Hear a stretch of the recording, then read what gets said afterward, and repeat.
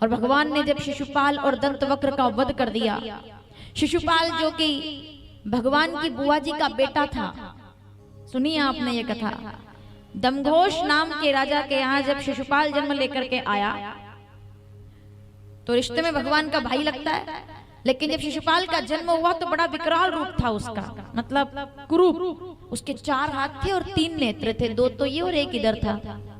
3 नेत्र वाला, 4 हाथ वाला कुरूप, बिल्कुल अच्छा नहीं लग रहा था वो। तो उसके माता पिता ने कहा राजा दमघोष ने कि ये कैसा बेटा आया, इसका गला घोट करके मार देना चाहिए शिशुपाल को, कि लोग क्या कहेंगे इसको देखकर, ऐसा बेटा, इसका गला घोट कर मार दिया जाए। लेकिन माँ को दया आ गई, अब क्या किया जाए, रोने लगी। तो एक साधु ने कह दिया कि आपको इसको मारने की जरूरत नहीं है, जब ये किसी दयालु, किसी कृपा निधान की गोद में जाकर के बैठ जाएगा तो कोई ऐसा योग बनेगा, जब किसी कृपालु की गोद में जाकर बैठेगा ना तो अपने आप इसके 2 हाथ गायब हो जाएंगे, 1 नेत्र गायब हो जाएगा और ये सुंदर बन करके वापस सामान्य बच्चे की तरह हो जाएगा। लेकिन वो कृपालु कौन होगा वो आपको ढूंढना है, वो मैं आपको नहीं बता सकता, वो आपको ढूंढना है। बताओ वो कृपालु कौन होगा, वो दयालु कौन होगा। और जब बुआ जी के घर बेटे का जन्म सुना तो गोविंद उसको देखने के लिए आए कि बुआ जी के बेटे को देखकर तो आऊं। तो जब कन्हैया आए तो द्वारिकाधीश ने उस बच्चे को देखा और सावधान, जैसे उस बच्चे को देखा शिशुपाल को प्रेम, ममता, लाड़, स्नेह में उसको उठाया और अपनी गोदी में बिठाया कि इसके तो 4 हाथ हैं। बुआ जी ने कहा इसके 4 हाथ है, और जैसे ही कन्हैया ने उसको गोदी में बिठाया उसके दोनों हाथ गायब हो गए, तीसरा नेत्र गायब हो गया, क्योंकि वो कृपालु और कोई नहीं द्वारिकाधीश थे जिसने शिशुपाल को स्वरूप प्रदान कर दिया। वास्तविक कथा है। इतने में वो बाबा जी दौड़े दौड़े आए। कौन से?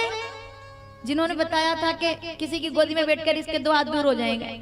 वो दौड़ के आए, बोले देवी जी मैं आपको एक बात बताना भूल गया हूँ, सावधान, मैं आपको एक बात बताना भूल गया हूँ कि मैंने आपको ये तो बता दिया कि ये किसी की गोद में जाते ही, किसी योगी की गोद में जाते ही इसके 2 हाथ ठीक हो जाएंगे, ये अच्छा हो जाएगा। लेकिन मैं आपको ये बताना भूल गया जल्दी में कि जिसकी गोद में जाकर के ये अच्छा होगा इसका वध भी उसी के हाथ से होगा, वही इसका काल होगा।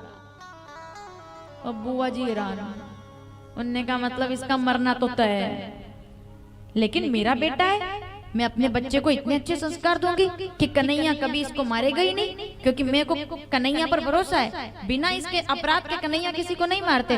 तो पैर पकड़ लिए कन्हैया के, गोविंद तुमने सुना ना बाबा जी ने क्या कहा कि तुम्हारी गोद में बैठ करके इसके 2 हाथ दूर हुए हैं, ये ठीक हुआ है और तुम ही इसका काल बनोगे। मुझे वचन दे दो, आज मैं झोली फैलाती हूँ, आज मुझे वचन दे दो कि तुम मेरे बच्चे को किसी भी परिस्थिति में नहीं मारोगे, मुझे वचन दो। तुमने कुंती बुआ को वचन दिया कि जब जब विद्युत आएगा मैं तुम्हारे साथ रहूंगा, ठीक है, आज मैं भी तुमसे मांगती हूँ, मुझे भी वचन दो कि मेरे बच्चे को मारोगे नहीं। तो कन्हैया कहते हैं विधि का लेख अगर मिटाना मेरे हाथ में होता, विधि का विधान मिटाना अगर मेरे हाथ में होता तो मैं अपने बूढ़े पिता को छोड़ करके, याद कीजिए पिछले जन्म में चले जाओ वापस, मैं अपने बूढ़े पिता को छोड़ करके ये जानते हुए भी कि मेरे जाते ही 6 दिन के बाद ये मर जाएंगे, मेरी तीनों माताएं विधवा हो जाएगी, समझ जाओगे आप। अगर विधि का विधान अगर मेरे हक में होता बदलना तो शायद कभी कोई राम अपने परिवार को छोड़ करके वनवासी नहीं होते, मेरे पिता नहीं मरते, मेरी माताएं विधवा नहीं होती, मेरा भाई जंगल जंगल नहीं भटकता, मेरी पत्नी का हरण ना होता। अगर विधि का विधान बदलना मेरे बस में होता तो शायद कभी राम कथा ना बनती। तो ये विधान जब एक राम को वनवासी होना पड़ता है, सीता को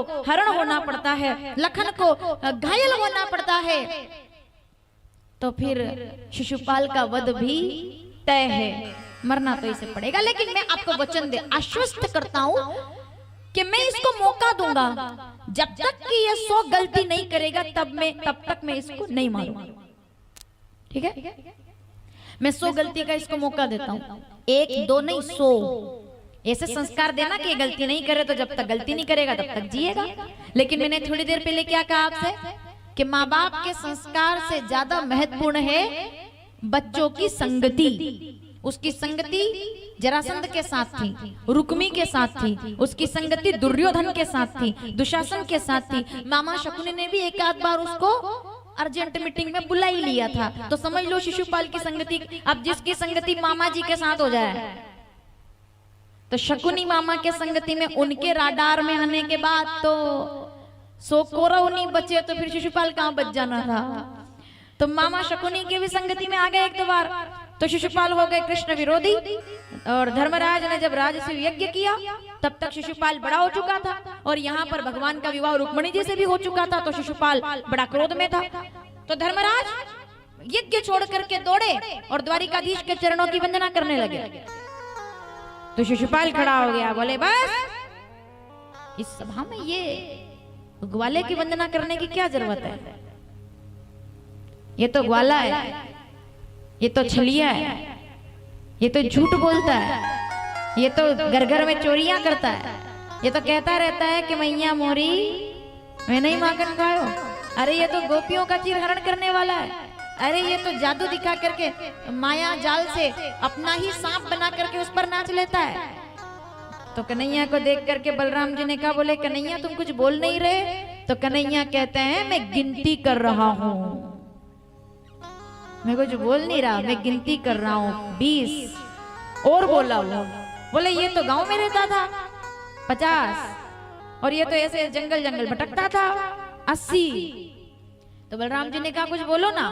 बोले चिंता मत करो, थोड़ी बहुत ही और बची है बस। बोले क्या थोड़ी बहुत बची है? बोले इसकी सांसें हैं, अब ज्यादा कुछ बचा नहीं है।